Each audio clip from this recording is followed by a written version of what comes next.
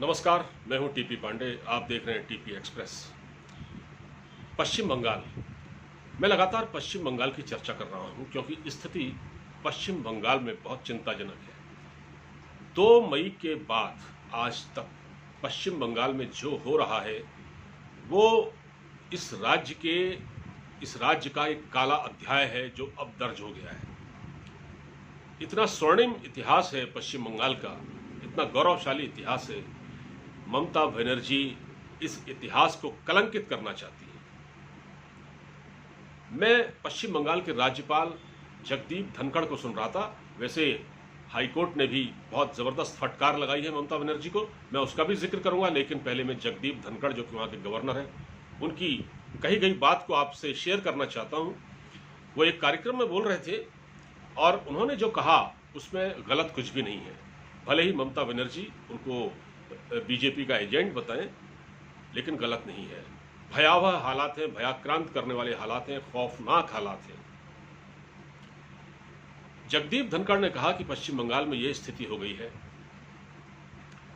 हिंदुओं के कारोबार चौपट हैं, वो दर बदर हैं, वो अपने घरों को लौट नहीं पा रहे हैं, उनको घरों से लौटने के लिए वहाँ से लौटने के लिए उनको उनकी सुरक्षा चाहिए।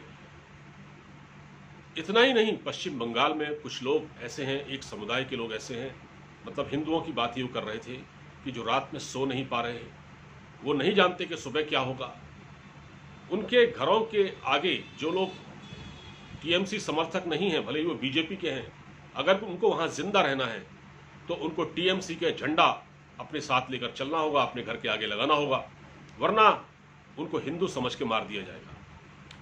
बहुत सारे लोग वहाँ की जो हिंसा की जो हालात बने चुनाव के बाद, उसके बाद वो दर बदर हैं, विस्थापित हो गए हैं। सवाल ये पूछना चाहता हूँ मैं, क्या ममता बनर्जी पश्चिम बंगाल को भी वही करना चाहती हैं पश्चिम बंगाल में जैसा कश्मीर में किया गया, जैसे वहाँ पर कश्मीरी पंडितों को वहाँ के आतंकवादियों ने मारा, पाकिस्तान परस्त आतंकवादियों ने मारा, उसके बाद वो बेचारे आज दर दर की ठोकरें खा रहे हैं। क्या पश्चिम बंगाल में भी वो यही हालात पैदा करना चाहती हैं? अगर ऐसा है तो ये बड़े फिक्र की बात है और हमारी सरकार को जल्द से जल्द इसका कोई समाधान ढूंढना पड़ेगा। कोलकाता हाईकोर्ट ने एक 5 जजों की जो बेंच है उसमें उन्होंने सुनवाई की और राज्य सरकार को कड़ी फटकार लगाई है। उन्होंने कहा कि मानवाधिकार आयोग क्या कर रहा है। उन्होंने मानवाधिकार आयोग की भूमिका पर सवाल उठाए और कहा कि कमेटी गठित की जाए और वो हमको रिपोर्ट दे। उन्होंने कहा कि उन लोगों को सुरक्षा दी जाए जो घरों से दर बदर हैं। वो घर कैसे लौटेंगे अपने, वो कारोबार कैसे करेंगे? ये जो चीज़ें हैं वो ममता बनर्जी की जो कार्य प्रणाली है, जो वहाँ उनकी तानाशाही चल रही है, उस पर बहुत बड़े सवाल खड़ी करती है।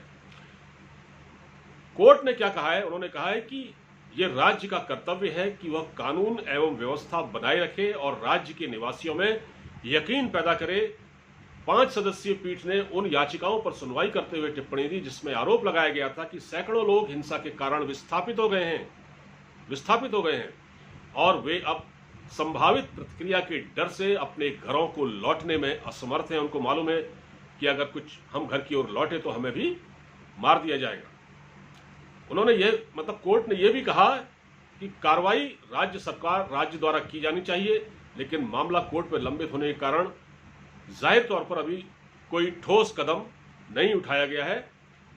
उन्होंने कहा ममता बनर्जी अपने लोगों में, अपनी जो जनता है उसके बीच जाएं और उनमें एक विश्वास की भावना पैदा करें। लेकिन ममता बनर्जी हैं, उन्हें कोई फर्क नहीं पड़ता। वो कहती हैं कि पश्चिम बंगाल में तो ऐसा कुछ हुआ ही नहीं है, दुनिया में ये खबर सबको पता है। अच्छा, दूसरी बात मैं आपसे जो कहना चाह रहा हूँ कि पश्चिम बंगाल में हम ये खबरें तो देखते हैं कि आज ममता बनर्जी की पार्टी में मैं न्यूज़ चैनलों की बात कर रहा हूँ, जो टेलीविज़न चैनल आप लोग दिन भर देखते रहते हैं, उसमें हम तो ये ज़रूर देखते हैं कि फला नेता मुकुल रॉय ममता बनर्जी के साथ दोबारा चले गए, उनकी पार्टी में दोबारा चले गए, फला कार्यकर्ता बीजेपी में आ गया है। लेकिन कभी वहाँ की हिंसा की खबरें पूरी तरह से उनको इग्नोर किया जाता है, उसको दिखाया नहीं जाता। और मैं उसी बात पर आ रहा हूँ। देखिए कि उत्तर प्रदेश में अगर कहीं भी थोड़ा सा कुछ हो जाता है, जैसे अभी ये घटना हुई है गाजियाबाद की, उसको पूरी दुनिया में वायरल कर दिया ट्विटर ने, और सोशल मीडिया में जो लोग लगे हुए हैं, जो भाड़े के टट्टू जिनको विदेशों से चंदा मिलता है, उसमें बहुत सारे नाम हैं, वो इस खबर को वायरल करते हैं। पश्चिम बंगाल में आग लगी हुई है, वहाँ की तस्वीरें डरावनी हैं। कहीं आपने सुना कि पश्चिम बंगाल की कोई तस्वीर ट्विटर ने शेयर की हो? यही है ट्विटर का जो दोगला रवैया, पक्षपाती रवैया, कि वो उन राज्यों में वो ये दिखाना चाहते हैं, जो समाचार माध्यम है और कोलकाता के जो अखबार हैं, खासतौर से जो अंग्रेजी और हिंदी के अखबार हैं, उन्होंने एक लाइन नहीं छापी, कहीं अंदर के पन्ने में वो समाचार छपा होगा कि पश्चिम बंगाल में ऐसा हुआ, वो भी छोटे से शब्दों में, एक सिंगल कॉलम में। लेकिन वहाँ जो हो रहा है उसको दिखाए जाने की ज़रूरत है। अब वैसे तो अब सोशल मीडिया का ज़माना है, आप इसको ज़्यादा देर तक रोक नहीं सकते, लेकिन फिर भी वहाँ की जो मुख्य धारा की जो वहाँ का जो मीडिया है वो इसको नहीं दिखा रहा है। लेकिन हाँ, उत्तर प्रदेश में अगर कोई छोटी सी घटना होती है, या जो किसी बीजेपी शासित राज्य में अगर छोटी सी कोई घटना होती है, तो उसको बढ़ा चढ़ा के ऐसे पेश किया जाता है, क्योंकि तब वो जो कि बीजेपी शासित राज्य कम्युनल हो जाते हैं और कांग्रेस शासित राज्य सेक्युलर हो जाते हैं। यहाँ सेक्युलरिज्म और कम्युनलिज्म का एक खेल चल रहा है, जो एक शब्द गढ़ा गया है, कम्युनलिज्म और सेक्युलरिज्म, ये आड़े आता है। ऐसी खबरें अगर किसी कांग्रेस शासित राज्य में होंगी, ऐसी घटनाएं किसी कांग्रेस शासित राज्य में होंगी, जैसे ममता बनर्जी के राज्य में हो रही हैं, वो नहीं दिखाई जा रही, उसको इस तरह से हाईलाइट नहीं किया जा रहा दुनिया में, वहाँ का कोई अखबार भी नहीं छाप रहा है। लेकिन हमारे यहाँ क्या है, बीजेपी शासित राज्य में एक फर्जी खबर को किस तरह से वायरल किया गया, फर्जी घटना को, जो कि उसका जो मास्टरमाइंड है वो पकड़ा भी जा चुका है। तो आप ये देखिए कि ये हो क्या रहा है देश में।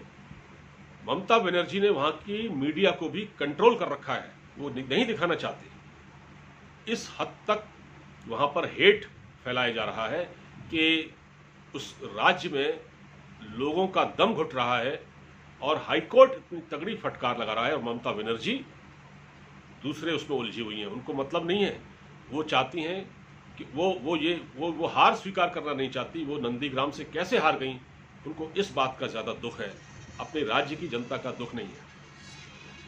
तो मैं आपसे ये कहना चाह रहा हूँ कि मेरे वीडियो बनाने का मकसद ये है कि जो मैं राज्यपाल जगदीप धनखड़ को आज सुन रहा था, उनकी सुनने के बाद वाकई आंखें खुल जाती हैं। अगर आप भी उनको सुनेंगे तो वाकई आपको भी लगेगा कि पश्चिम बंगाल चुनाव के बाद से अराजकता की आग में किस तरह से जल रहा है, और हिंदू समुदाय का वहाँ रहना कितना मुश्किल हो गया है।